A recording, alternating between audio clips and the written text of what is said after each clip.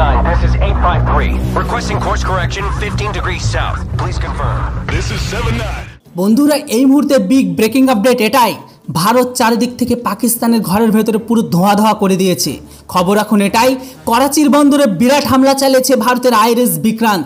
হ্যাঁ বন্ধুরা, ধ্বংসস্তূপে পরিণত হয়ে গেছে করাচি শহরের একটা বড় অংশ। সবার প্রথমে আমি আপনাদের জানিয়ে দিতে চাই, ভারত আর পাকিস্তানের ওয়ারের সমস্ত আপডেট আজকের এই চ্যানেলটিতে প্রচুর পরিমাণে আসবে। তাই তাড়াতাড়ি যারা এখনও পর্যন্ত চ্যানেলটিতে নতুন আছেন তারা তাড়াতাড়ি সাবস্ক্রাইব করে রাখুন সমস্ত আপডেট তাড়াতাড়ি দেখবার জন্য।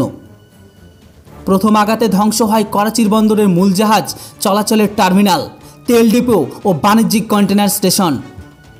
দক্ষিণ এশিয়ার ভূ রাজনৈতিক উত্তেজনা এখন চরমে। ভারত নৌবাহিনীর বিমান বাহিনীর যুদ্ধজাহাজ আইএনএস বিক্রান্তের নেতৃত্বে এক ভয়ঙ্কর সামরিক অভিযান পাকিস্তানের করাচি বন্দরের বড় অংশ ধ্বংস হয়ে গেছে। চারিদিকে শুধু ধোঁয়া ধোঁয়া আর ধ্বংসস্তূপের মল। করাচি শহরের বিভিন্ন অংশে ব্যাপক ক্ষয়ক্ষতির খবর মিলেছে। তবে এখনকার পাওয়া সূত্র অনুযায়ী পাকিস্তান থেকে ভারতের দিকে ধারাবাহিক সন্ত্রাসী কার্যকলাপ ও সীমান্ত উত্তেজনার প্রতিক্রিয়া এই প্রতিশোধকমূলক সামরিক অভিযান চালানো হয়। গভীর রাতে এক ঝটিকা অভিযানে আইএনএস বিক্রান্ত থেকে একাধিক সুপরিকল্পিত মিসাইল ও ড্রোন হামলা চালিয়েছে করাচি বন্দরের ভেতরে। প্রথম আঘাতেই ধ্বংস হয় করাচি বন্দরের মূল জাহাজের চলাচলের টার্মিনাল, তেল ডিপো ও বাণিজ্যিক কন্টেনার স্টেশন। গোটা শহরে বিদ্যুৎ বিভ্রাট, দমকল বাহিনী ও অ্যাম্বুলেন্সের সংকট দেখা দিয়েছে। সেনা ও আধা সেনার বাহিনী মোতায়েন করে শহর ঘিরে ফেলা হয়েছে।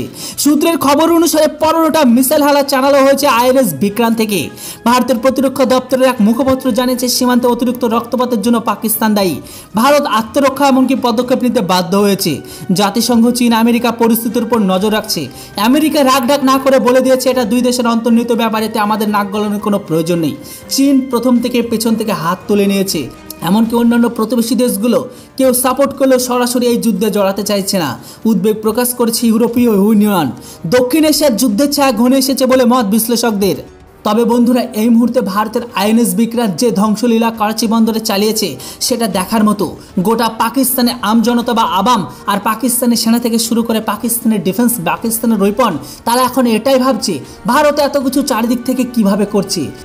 তাহলে কি তারা যে সমস্ত চীনের থেকে কেনা সমরাস্ত্র, defence, radar, jammer, missile, SAMs, এই সমস্ত ডিফেন্স সিস্টেমগুলো নিয়ে রেখেছে সব কি শো আপের জন্য? কেন সেইগুলো সেই সময় কাজ করতে পারলো না? পাকিস্তান চারিদিকে ধ্বংস আর ধ্বংস।